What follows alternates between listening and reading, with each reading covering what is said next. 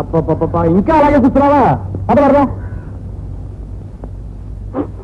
చూడు, మావయ్య పోయాడన్న బాధ మాకు మాత్రం లేదు. ఏం చేస్తాం, ఏదో సర్దుకుపోవాలంతే. చివరి రోజులు ఆయన పక్కన లేకుండా పోయారు. బాధపడకతాయి, ఎంత కుమిలిపోయినా ఏం ప్రయోజనం చెప్పు.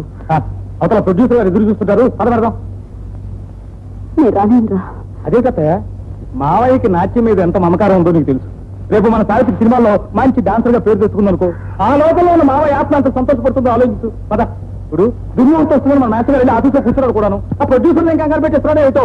ఓ రామరి, మీరు వెళ్ళండి రా, నా మనసు బాగాలేదని చెప్పానుగా. సరే, క్షేమంగా వెళ్ళి లాభంగా రమ్మని ఆశీర్వదించు.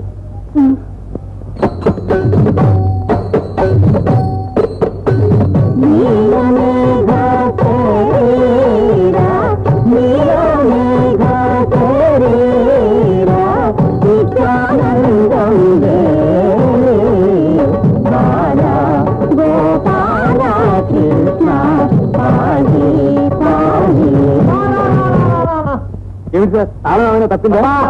నీ తాళం ఏం తప్పలేదయ్యా. ఇలాంటి డాన్స్ కనుక మేము సినిమాల్లో పెడితే మమ్మల్ని ఆల్లో పెట్టి తాళం చేస్తారు జనం. తమరే అలా చలవిస్తే ఎలా బాబు? ఇది ప్రాచీనమైన కళ. కళ లేదు, కళాయి లేదు. కాలం మారిపోయింది, కొత్తదనం కావాలయ్యా. 100%. అవుననుకోండి, ఎవరో ఒకరు ఉద్ధరించకపోతే మన అనుకున్న ప్రాచీన కళ చచ్చిపోతుంది బాబు. ఉద్ధరిస్తే మేము చచ్చిపోతాం బాబు. ఇదిగో పంతులు, ఇప్పుడు జనానికి కావాల్సింది ఇవి కావయ్యా, rock and roll and twist and shake. ఆ ట్విస్టులు షేకులు సంగతి సరేననుకోండి, అసలు అమ్మాయి సినిమాకి పనికొస్తుందంటారా లేదా? అదా, ఏ కోణం నుంచి చూసినా ఈ అమ్మాయికి ఉజ్వలమైన భవిష్యత్తు కనబడుతుందయ్యా. ఇదిగో ఈ పాతవాసన తప్ప. ఈ పాతవాసన సంగతి నాకు వదిలేయండి. మీకు కావాల్సిన డాన్సులు నేను నేర్పిస్తాను. నువ్వు నేర్పిస్తావా? అయితే ఈ అమ్మాయిని టాప్ హీరోయిన్ చేసే బాధ్యత నాది. అనదర్ థింగ్, ఓ పాతికి వెళ్ళి తెచ్చుకో, సహ నిర్మాతగా నీ పేరు కూడా వేయించి పెడతా.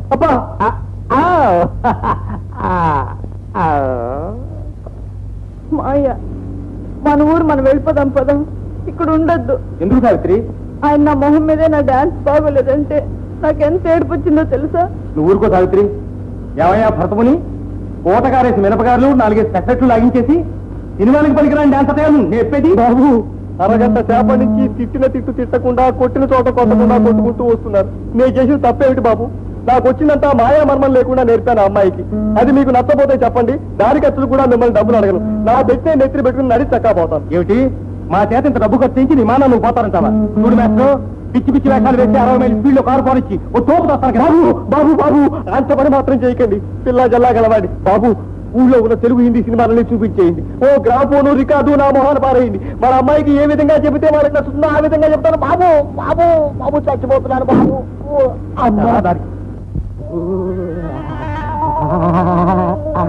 శేఖరా, షేకు ఒప్పుకున్నావుగా షేకు.